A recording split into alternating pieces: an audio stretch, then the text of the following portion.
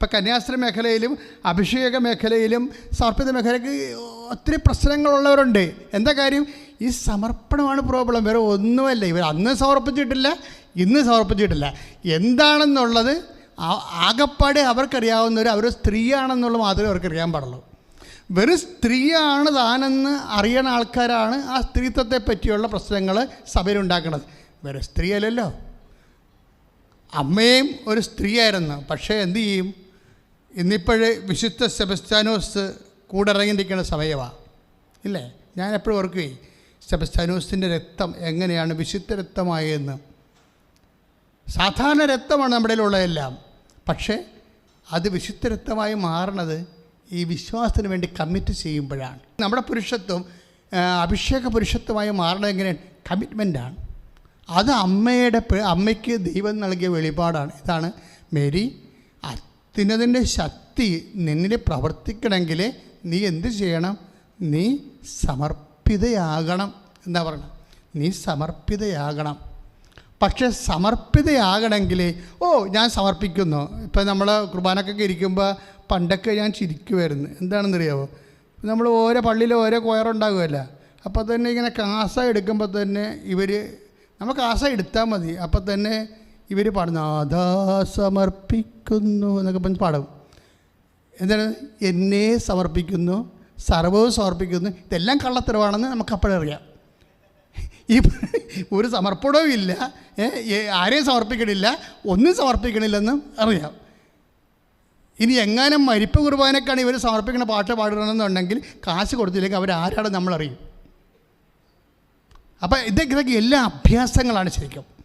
അപ്പോൾ എപ്പോഴും നമ്മൾ ശ്രദ്ധിക്കേണ്ട ഒരു വിഷയം എന്ന് പറയണത്, അമ്മ എന്താ പറഞ്ഞത്? അമ്മ പറഞ്ഞത് ഞാൻ സമർപ്പിക്കണമെന്നാണ് പറഞ്ഞത്. അത് ചങ്കക്കൊണ്ട് പറഞ്ഞതാണ്. നമ്മുടെ സബ്ജക്റ്റ് എന്താണെന്ന് നിങ്ങൾക്കറിയാവോ? നമ്മുടെ സബ്ജക്റ്റ് ദൈവം ബേസിക്കായിട്ട് സത്തയിൽ അവൻ 1 അനുസരിച്ച് കൊണ്ട് ജ്ഞാനവും ശക്തിയുമാണ്. എന്ന് വെച്ചാൽ ജ്ഞാനമെന്ന് വെച്ച് കഴിഞ്ഞാൽ അതിൻ്റെ പ്രിൻസിപ്പിളാണ്. പിന്നെ എന്ത്? ശക്തി എന്ന് പറയുന്നത് എന്താണ്? അതിൻ്റെ പ്രയോഗമാണ്. ജ്ഞാനം എന്ന് പറയുന്നത് എന്താണ്? അതിൻ്റെ സിദ്ധാന്തമാണ്. സത്യം എന്ന് പറയുന്നത് എന്താണ്? അതിൻ്റെ പ്രയോഗമാണ്. ഈ പ്രയോഗം എന്ന് പറയുമ്പോൾ പ്രയോഗത്തിൽ വരണമെന്നുണ്ടെങ്കിൽ അതെന്ത് ചെയ്യണമെന്നുള്ളത് അമ്മയോട് ആരും പറഞ്ഞില്ല. ആത്മാവ് വെളിപ്പെടുത്തി കൊടുത്തു, മേരി ഇത് പ്രയോഗത്തിൽ വരണമെന്നുണ്ടെങ്കിൽ സമർപ്പിക്കണം. ഇങ്ങനെ നമ്മൾ സമർപ്പിച്ചോ, നമ്മുടെ ജീവിതത്തിൽ വരുന്ന ഓരോ ഇൻസിഡൻറ്റിലൂടെ ദൈവം എന്താണ് ചോദിക്കണത്? സമർപ്പിച്ചോ എന്താ ചോദിക്കണത്? ഇപ്പോൾ ഈ ദിവസങ്ങളിൽ 2 സാക്ഷ്യമുണ്ട്. ഒത്തിരി സാക്ഷ്യങ്ങളുണ്ട്. ഒരു ആഴ്ചയിൽ എങ്ങനെയായാലും 10, 300, 400 സാക്ഷ്യങ്ങളുണ്ടാവും നമ്മൾ തിരഞ്ഞെടുക്കുന്നത്. അത് 1-2 നമ്മൾ എല്ലാ ദിവസവും ഇടും. പക്ഷേ ഈ ദിവസങ്ങളിൽ കിടക്കുന്ന സാക്ഷ്യം 2 ഏതാണ്ട് ഒരേ വിഷയമാണ്. അതായത് ഡൗൺ സിൻഡ്രോം എന്ന് പറയുമ്പോൾ എന്താ? ഈ തലയൊക്കെ വലുതായി, അതുപോലെ കണ്ണൊക്കെ ചിറങ്ങി, മന്ദബുദ്ധിയായിട്ട്, പറയണതും കേൾക്കത്തില്ല, നമ്മളൊന്നും പറയത്തുമില്ല, ഭാഷ അറിയാൻ പാടില്ല, നടക്കത്തുമില്ല. ഇങ്ങനെ ഒരു വല്ലാത്ത ഒരു ഭയങ്കരമായ സങ്കടം പിടിച്ച ജന്മമാണ് ഈ ഡൗൺ സിൻഡ്രോം എന്ന് പറയുന്നത്. അപ്പോൾ ഈ ആഴ്ച ഈ സാക്ഷ്യം 2 ഈ ഡൗൺ സിൻഡ്രോമിൻ്റെ സാക്ഷ്യം അടുത്തടുത്ത ദിവസങ്ങൾ വന്നപ്പോഴേ അതെൻ്റെ ശ്രദ്ധയിൽപ്പെട്ട്. നമ്മുടെ യൂട്യൂബിൽ കിടപ്പുണ്ടത്. അതിൽ ഒരു സാക്ഷ്യം എന്ന് പറയണത് നിഷാന്ത് പാൽവയൽ, കണ്ണൂരാണ്. നിഷാന്ത് പാൽവയൽ, കണ്ണൂർ. അദ്ദേഹം പറഞ്ഞ സാക്ഷ്യം, ഞാനൊരു ഓട്ടോറിക്ഷക്കാരനാണ്, എനിക്ക് എന്നാണൊരു വീട് വെക്കാൻ പറ്റണത്? ഒരിക്കലും വെക്കാൻ പറ്റത്തില്ല. നീ ഓട്ടോ ഓടിച്ച് ഞാൻ ഏത് കാലത്ത് വീട് വെക്കാനാ? ഒരിക്കലും പറ്റത്തില്ല. അപ്പം ഞാൻ എന്ത് ചെയ്ത്? ഞാനിവിടെ ഒന്ന് ഉടമ്പടി ചെയ്തപ്പോൾ 1 വർഷം കൊണ്ട് അമ്മ എനിക്ക് വീട് തന്നു. പക്ഷേ വീട് വെച്ച സ്ഥലത്ത് വഴിയില്ലാഞ്ഞ് 3 മാസം കൊണ്ട് അതിലേക്ക് പഞ്ചായത്ത് സിമൻറ്റ് റോഡ് ഇട്ട് തന്നു. അപ്പം ഞാൻ ഓർക്കണം, ദൈവമേ ഈ ഉടമ്പടി നമ്മുടെ ജീവിതത്തെ ദൈവമേ അങ്ങയുടെ അരൂപി അയക്കുക, പൂമുഖം നവീകരിക്കപ്പെട്ടതെന്ന് പറഞ്ഞ് നമുക്കൊരു പ്രാർത്ഥനയുണ്ട് ബൈബിളിൽ. ദൈവമേ അങ്ങയുടെ അരൂപി അയക്കുക, പൂമുഖം നവീകരിക്കപ്പെടട്ടെ. അപ്പോൾ ഏതാണ്ട് അതുപോലെ തന്നെയാണ് ഉടമ്പടിക്ക് സംഭവിക്കുന്നത്. ഉടമ്പടി എടുത്തു കഴിഞ്ഞാൽ ഇവൻ്റെ ജീവിതം അങ്ങോട്ട് മാറുകയാണ്, സെറ്റിൽ, അതായത് നേരെ സെറ്റ്. അതാണ് അവൻ ചോദിക്കുന്നത്. അവൻ കരഞ്ഞു പോണവരെ പറയണത്, ഞാനൊരു ഓട്ടോറിക്ഷ ഡ്രൈവറാണ്, അതുകൊണ്ട് ഏത് കാലത്തും ഞാൻ വീട് വെക്കാനാണ്. അതുകൊണ്ട് ഞാൻ വന്ന് അമ്മയോട് പറഞ്ഞു, അമ്മ അത് സുന്ദരമായിട്ട് ചെയ്തെന്ന്. അതായത് ഒന്നേകാൽ കൊല്ലം കൊണ്ടാണ് ചെയ്ത്. പക്ഷേ അത് അയാളുടെ സാക്ഷ്യം. പക്ഷേ എനിക്ക് തോന്നിയത് അതിൽ വേറെ ഒരു സംഭവം അയാൾ പറയുന്നുണ്ട്. അതുകൊണ്ട് അയാൾക്ക് ഡൗൺ സിൻഡ്രോം ഉള്ളൊരു കുട്ടിയുണ്ട്. അപ്പോൾ ഇയാൾ മലമുകളിലാണ് താമസിക്കുന്നത്. അയാൾക്ക് ഡൗൺ സിൻഡ്രോം ബാധിച്ച ഈ മന്ദബുദ്ധിയായ, ബ്രെയിൻ വളർച്ചയില്ലാത്ത, നടന്നു പോകാത്തൊരു കൊച്ചുണ്ട്. ഈ പാവപ്പെട്ടവൻ ഈ മലമുകളിൽ നിന്ന് ഈ നടക്കാത്ത കുഞ്ഞിനെ ഈ തോളെ വെച്ചുകൊണ്ടാണ് മലയടിവാരത്തേക്ക് നടന്ന് വന്ന് സ്കൂളിൽ കൊണ്ടുവന്ന് ആക്കണത്. ഭയങ്കരമാണ് ശരിക്കും പറഞ്ഞാൽ. കാര്യം എന്താണ്? അപ്പം അവനെന്നും അവൻ്റെ മനസ്സിൽ ഓർക്കും, ഈ കുഞ്ഞിനെയും ചുവന്നുകൊണ്ട് മലയിറങ്ങി വരുമ്പോൾ അവൻ ഓർക്കണത് എന്താണെന്ന് വെച്ചാൽ, മലയടിവാരത്തായിരുന്നൊരു വീട് കിട്ടിയിരുന്നെങ്കിൽ ഇത്രയും കഷ്ടപ്പെടാതെ ജീവിക്കാമായിരുന്നു. കുഞ്ഞിനെ ചുവന്നുകൊണ്ട് വരേണ്ട കാര്യമില്ല, എനിക്ക് സ്കൂളിൽ കൊണ്ട് ആക്കാമായിരുന്നു. ഓരോ മനുഷ്യൻ്റെ ഭാരപ്പെടുത്തുന്ന അവസ്ഥകൾ നിങ്ങൾ നോക്കണം. ഓരോ മനുഷ്യൻ്റെ ഭാരപ്പെടുത്തുന്ന അവസ്ഥകൾ. അപ്പോൾ അപ്പോഴേ അവൻ തന്നെ ചിന്തിച്ചു, എനിക്ക് ഒരു ഓട്ടോറിക്ഷ ഓടിച്ച് ഏത് കാലത്ത് സ്ഥലം മേടിച്ച് വീട് വെക്കാനാണ്. പക്ഷേ ഇതെല്ലാം പെട്ടെന്നാണ് നടക്കണത്. ഉടമ്പടി ചെയ്തു കൊടുത്തത് സ്കൂളുകാർ തന്നെ, താഴ്വാരത്തെ സ്കൂളുകാർ ഇവനെ വിളിച്ച് പറഞ്ഞു, നിങ്ങൾക്ക് ഒരു വീട് വെച്ച് തരാൻ ഉദ്ദേശിക്കുന്നുണ്ട്, സ്ഥലം വേണമെന്ന് പറഞ്ഞു. പക്ഷെ കുറച്ച് കഴിഞ്ഞപ്പോൾ അവിടെ ഇതറിഞ്ഞ ഒരു ചേട്ടായി തന്നെ ഒരു 5 സെൻറ്റ് സ്ഥലം അവന് കൊടുക്കും.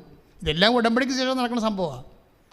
ഉടമ്പടി ഒരു മനുഷ്യൻ്റെ ജീവിതം ഇതെങ്ങനെ സംഭവിക്കും, ഞാൻ പുരുഷനെ അറിയുന്നില്ലല്ലോ എന്ന് ചോദിക്കുമ്പോൾ അതുപോലുള്ള ചോദ്യങ്ങളുമായിട്ടാണ് മനുഷ്യൻ ഇന്നും ജീവിക്കണത്. നമുക്ക് വേണ്ടി എല്ലാമാണ് അമ്മ ചോദിച്ചത്, അതായത് ഇത് എങ്ങനെയാണ്, ഞാനൊരു ഓട്ടോറിക്ഷ ഡ്രൈവറാണ്, ഓട്ടോ ഓടിച്ച് ഞാൻ എങ്ങനെ വീട് വെക്കും, ഇതെങ്ങനെ സംഭവിക്കും, അതാണ് ചോദ്യം. ഓട്ടോ ഓടിച്ച് ഞാൻ എങ്ങനെ. പക്ഷേ ആ കണ്ണൂരിന്ന് അവൻ അതുകൊണ്ട് ഇല്ലാത്ത കാശുണ്ടാക്കി അമ്മയെ കാണാൻ വേണ്ടി ഇവിടെ വന്ന് ഉടമ്പടി ചെയ്തു. ഇതെങ്ങനെയാണ് സംഭവിക്കണം എന്നുള്ളത് പിന്നീട് നമ്മൾ കാണുന്നുണ്ട്. അതല്ല എനിക്ക് ഇഷ്ടപ്പെട്ടത്, അവൻ്റെ കുഞ്ഞ് നടക്കാൻ തുടങ്ങി. ഇപ്പം പ്രൈസ് ദി ലോർഡ്. ആ സാക്ഷ്യം നിങ്ങളവിടെ നോക്കണം, നല്ലൊരു സാക്ഷ്യമാണ്, പെട്ടെന്ന് നോക്കിക്കളയരുത്. ഇതിലെല്ലാം ദൈവം എന്തുമാത്രം കാരുണ്യം കാണിച്ചിട്ടുണ്ടെന്നൊക്കെ മനസ്സിലാകും. അവൻ്റെ കുഞ്ഞിപ്പം നടക്കാൻ തുടങ്ങി. അവൻ്റെ വീട് താഴെ കൊണ്ടുവന്ന് അവൻ സ്ഥലം വാങ്ങിച്ചു കൊടുത്തു, വീട് കൊടുത്തു, അവൻ്റെ കുഞ്ഞിനെ നടത്തി.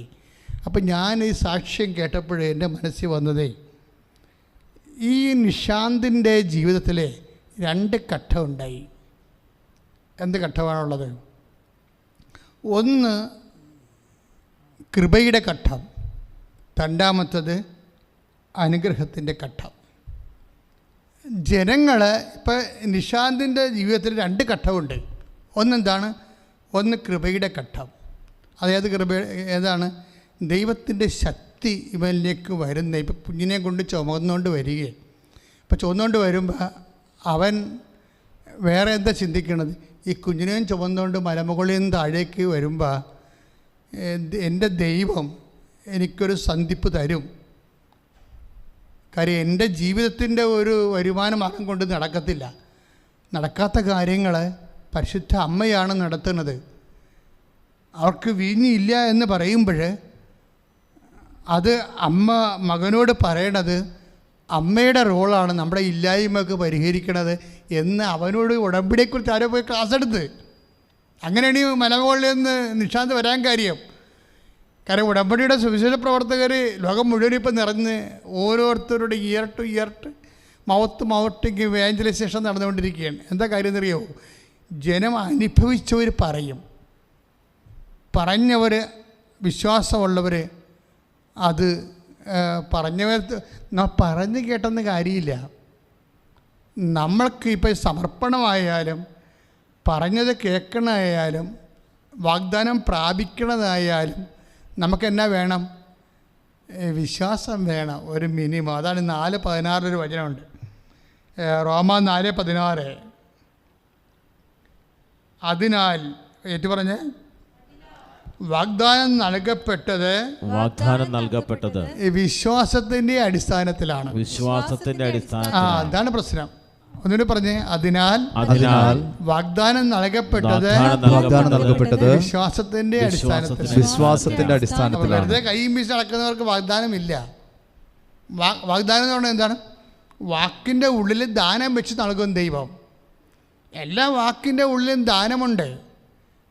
ഇപ്പം എന്തൊരു മനുഷ്യർ വചനം വായിക്കുന്നു, യുക്തിവാദികളും വചനത്തെ വിമർശിക്കാൻ വേണ്ടി ബുദ്ധിയും ബോധവും ഇല്ലാതെ കർത്താവിൻ്റെ വചനത്തെ അത് ശരിക്കും പറഞ്ഞാൽ വിശ്വാസമില്ലാതെ വചനം വായിക്കുന്നത് പാപമാണ്. കാര്യത്തിൽ അങ്ങനെ വായിക്കാൻ വേണ്ടി എഴുതിയതല്ല ഇത്. ഒരാത്മാവ് രക്ഷപ്പെടാൻ വേണ്ടി, നിത്യരക്ഷ പ്രാപിക്കാൻ വേണ്ടിയാണ് വചനം എഴുതിയിരിക്കുന്നത്. അതുകൊണ്ടാണ് റോമ 1:16 സുവിശേഷത്തെപ്പറ്റി ഞാൻ ലജ്ജിക്കുന്നില്ല, എന്തെന്നാൽ വിശ്വസിക്കുന്ന ഏവർക്കും ആദ്യം യഹൂദർക്കും പിന്നീട് ഗ്രീക്കുകാർക്കും അത് രക്ഷയിലേക്ക് നയിക്കുന്ന ദൈവശക്തിയാണ്. Praise the lord. ശക്തി വിട്ടൊരു കളിയില്ല വചനം. കാര്യം രക്ഷ പോലും നമുക്ക് ലഭിക്കുന്നത് ശക്തിയാണ്. പക്ഷേ ഇത് വിശ്വാസമില്ലാത്തവൻ ഇത് വായിച്ച ആ ശക്തി ഫീൽ ചെയ്യത്തില്ല.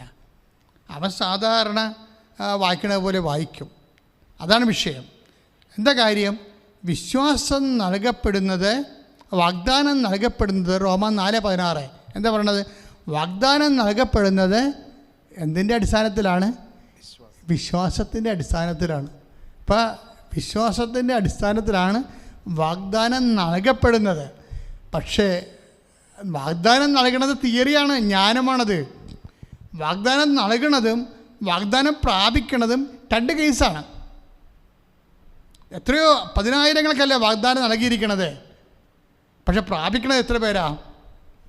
വാഗ്ദാനം പ്രാപിക്കണത് എങ്ങനെയാണ്? അത് അമ്മ പറഞ്ഞതുപോലെയാണ്.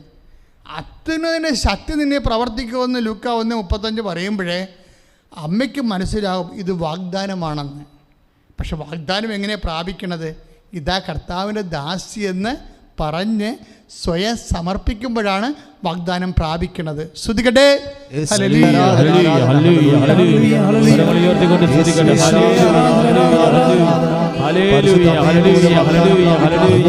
പരിശുദ്ധ പരമദിവ്യകാരുണ്യത്തിന് പരിശുദ്ധ പരമദിവ്യകാരുണ്യത്തിന്. അപ്പോഴെപ്പോഴും സംഭവിക്കുന്നത് നമ്മൾക്ക് വാഗ്ദാനം നൽകാം. വിശ്വാസമുള്ള എല്ലാവർക്കും വാഗ്ദാനം നൽകാം. പക്ഷേ വാഗ്ദാനം നൽകുന്നതും വാഗ്ദാനം പ്രാപിക്കുന്നതും 2 കേസാണ്. വിശ്വാസമുള്ള എല്ലാവർക്കും വാഗ്ദാനം നൽകാം. പക്ഷെ വാഗ്ദാനം പ്രാപിക്കണമെങ്കിൽ എന്ത് വേണം? അടുത്ത ഘട്ടങ്ങളിലുള്ള സംഭവങ്ങളൊക്കെ വേണം. എന്താ വേണ്ടത്? വിശ്വാസം കൊണ്ട് നമുക്ക് വാഗ്ദാനം കിട്ടും. പക്ഷെ അത് പ്രാപിക്കണമെങ്കിലേ, അനുഭവയോഗ്യമാകണമെങ്കിലേ വേറെ 2 കാര്യം കൂടി വേണം. എന്താണത്? സ്നേഹം. അവിടെയാണ് സ്നേഹം വരണത്. പിന്നെ ഇതിൻ്റെ കാലദൈർഘ്യം വരെ കാത്തിരിക്കാനുള്ള യോഗ്യത, അങ്ങനെയാണ് പ്രത്യാശ വരണത്. കാരണം ദൈവം വാഗ്ദാനം തരുമ്പോൾ ആ ഒരു വാഗ്ദാനം പല പല ആവശ്യങ്ങൾക്കുള്ളതാണ്. അതിങ്ങനെ ഘട്ടമായിട്ട് ഇങ്ങനെ സംഭവിച്ചുകൊണ്ടേയിരിക്കും. ചിലപ്പോൾ അവസാനത്തത് സംഭവിക്കണത് ചിലപ്പോൾ 40ാമത്തെ കൊല്ലത്തായിരിക്കും സംഭവിക്കണത്. അപ്പോൾ ഈ വാഗ്ദാനം പ്രാപിക്കുന്നതിന് എടുക്കുന്ന സമയത്ത് ചില കാര്യങ്ങൾക്ക് നമ്മൾക്ക് എന്ത് വേണം? എന്താ വേണ്ടത്? പ്രത്യാശ വേണം. ഈ പ്രത്യാശയോടെ കാത്തിരിക്കുന്ന കാലത്ത് ചിലപ്പോൾ പലതരത്തിലുള്ള ആക്രമണങ്ങളുണ്ടാവും, വിശ്വാസാക്രമണങ്ങൾ ഉണ്ടാവും. ഇപ്പോൾ നമ്മൾ പെട്ടെന്ന് നമ്മൾ വാഗ്ദാനം പ്രാപിക്കണമെങ്കിൽ പ്രശ്നമില്ല. പക്ഷെ അതുകൊണ്ട് ആ പെട്ടെന്നുള്ള വാഗ്ദാനം പ്രാപിക്കുന്ന ആ ഒരു അതുകൊണ്ട് നമുക്ക് ലോങ് ടേണിൽ പ്രയോജനമില്ല. എന്താ കാര്യം? ക്യാഷ് ആൻഡ് കൈൻഡായിട്ട് ഫിസിക്കൽ ബ്ലെസ്സിങ്സ് ആയിട്ട് നമുക്ക് കിട്ടുന്നു, യൂസ് ആൻഡ് ത്രോ ആയിട്ടത് പോകുന്നു. പക്ഷേ നിത്യതയ്ക്ക് പ്രയോജനം ഉണ്ടാകണമെങ്കിൽ കാത്തിരുന്ന് പ്രാപിക്കണം. നിത്യതയ്ക്ക് പ്രയോജനം ഉണ്ടാകണമെങ്കിൽ കാത്തിരുന്ന് പ്രാപിക്കണം. കാത്തിരുന്ന് വാഗ്ദാനം പ്രാപിക്കുകയാണെങ്കിൽ അവിടെ നമുക്ക് വിശ്വാസം മാത്രം പോരാ, അതിനെന്ത് വേണം? പ്രത്യാശ വേണം. പ്രത്യാശ നമ്മളെ നിരാശരാക്കുന്നില്ല. കാര്യം എന്താണ്? പ്രത്യാശ നമ്മളെ നിരാശരാക്കുന്നില്ല. നമ്മൾ ചിന്തിയിരിക്കുന്ന പരിശുദ്ധാത്മാവിനാൽ ദൈവത്തിൻ്റെ സ്നേഹം എന്തെന്ന് നമ്മൾ അറിയുന്നു. അപ്പം കാത്തിരിപ്പ് എന്താ വേണ്ടത്? പരിശുദ്ധാത്മാവിന് വേണം. മനസ്സിലായില്ലേ? ഒരു കാര്യം പെട്ടെന്ന് നീ ഇപ്പം നിനക്ക് കല്യാണം കെട്ടണില്ല, അല്ലെങ്കിൽ കല്യാണം നിനക്ക് ഒക്കണില്ല, അല്ലെങ്കിൽ കടങ്ങൾ മാറണില്ല, അല്ലെങ്കിൽ നിനക്ക് വീട് വെക്കണില്ല, അങ്ങനെ നിൻ്റെ ജോലി ശരിയാകണില്ല എന്ന് നിനക്ക് പെട്ടെന്ന് നിനക്ക് ഈ സാധനം സാധിച്ചാൽ നിനക്ക് ആ ജോലി മാത്രം കിട്ടും. അതുകൊണ്ട് കാശ് കിട്ടും. കാശ് കൊണ്ട് വീട് വെക്കാം, ഗ്യാസ് ഭക്ഷണം കഴിക്കാം. പിന്നെ ഈശോ പറഞ്ഞ പോലെ അത് മറപ്പുരെ വിസർജിക്കുന്നു, തീരുന്നു. ആ ചാപ്റ്റർ ക്ലോസ് ചെയ്യും. പെട്ടെന്ന് കിട്ടുന്ന അനുഗ്രഹങ്ങളിലൊക്കെ ഒരു കുഴപ്പം അതാ, എപ്പോഴും വരണതിൽ അനുഗ്രഹം ലാഗ് ചെയ്യണം. എന്താ കാര്യം? അവിടെ പ്രത്യാശയോടെ കാത്തിരിക്കുന്ന അനുസരിച്ച് കൊണ്ട് എന്ത് പറ്റും?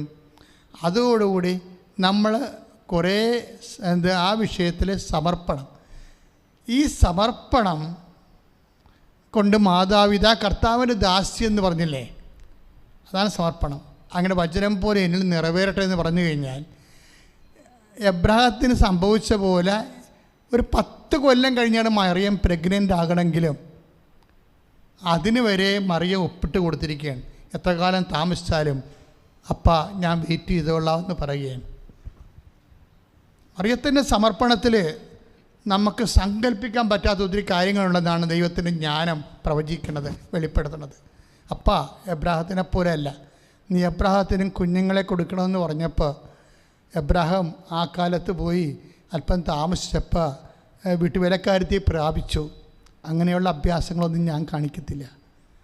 അപ്പൻ എത്ര കാലം താമസിച്ചാലും ഞാൻ ആ കാലമെല്ലാം കാത്തിരിക്കും. അതാണ് സമർപ്പണം എന്ന് പറയുന്നത്. അത് സ്നേഹത്തേക്കാൾ വലുതാണ് സംഭവം.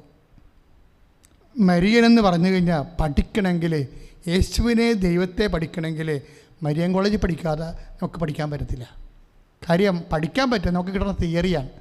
ഇതെന്ന് പറയുന്നത് പ്രാക്ടിക്കൽ ഉൾപ്പെടെയാണ് നമുക്ക് കിട്ടുന്നത്. മരിയൻ സ്തുതിക്കട്ടെ, സ്തുതിക്കട്ടെ, ഹല്ലേലൂയ.